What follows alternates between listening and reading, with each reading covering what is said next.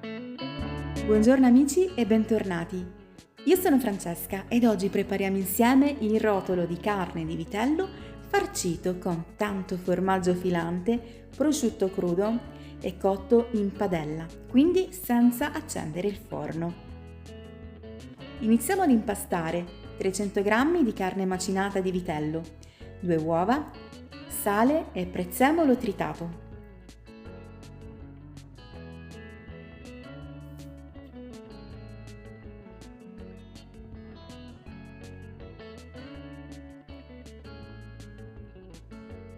Aggiungiamo 50 g di parmigiano grattugiato,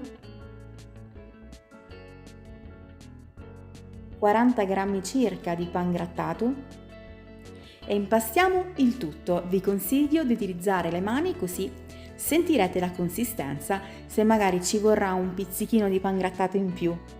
Poi rovesciamo il tutto sul piano da lavoro e appiattiamo molto bene. Passiamo quindi alla farcitura, in questo caso vi propongo 100 g di prosciutto crudo e 100 g di provola tagliata a cubetti.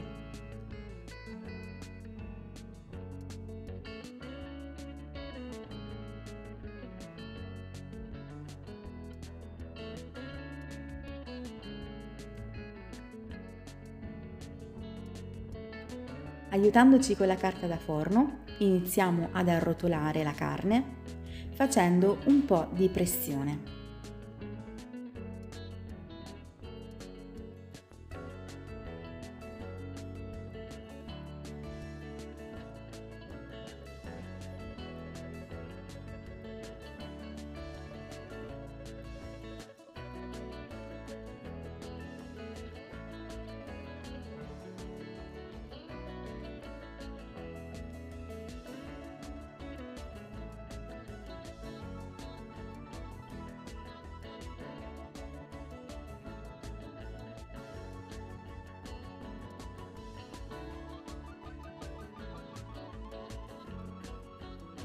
Stringiamo bene anche le estremità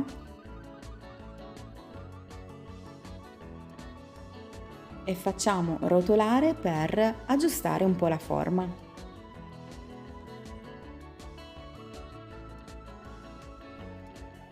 Prendiamo un tegame capiente, versiamo circa 3 cucchiai di olio extravergine di oliva e quando l'olio è caldo possiamo inserire senza paura il nostro rotolo. Facciamo fare una bella crosticina e poi giriamo dall'altro lato. A questo punto possiamo unire il nostro misto per soffritto a base di cipolla, sedano e carota. Sfumiamo il rotolo di carne macinata con mezzo bicchiere di vino rosso. Lasciamo sfumare completamente. A questo punto possiamo aggiungere circa 300 g di acqua, aggiustiamo di sale e aggiungiamo anche 3 patate tagliate a cubetti. Quindi chiudiamo con il coperchio e lasciamo cuocere per 25 minuti circa, fino a che le patate saranno tenere e il nostro rotolo sarà cotto. Procediamo ad impiattare in un bel vassoio di portata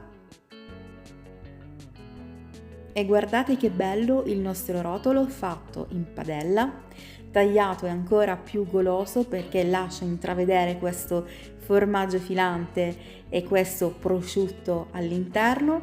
Il sapore è speciale. Ciò che rende speciale questo rotolo fatto in padella, sapete cos'è?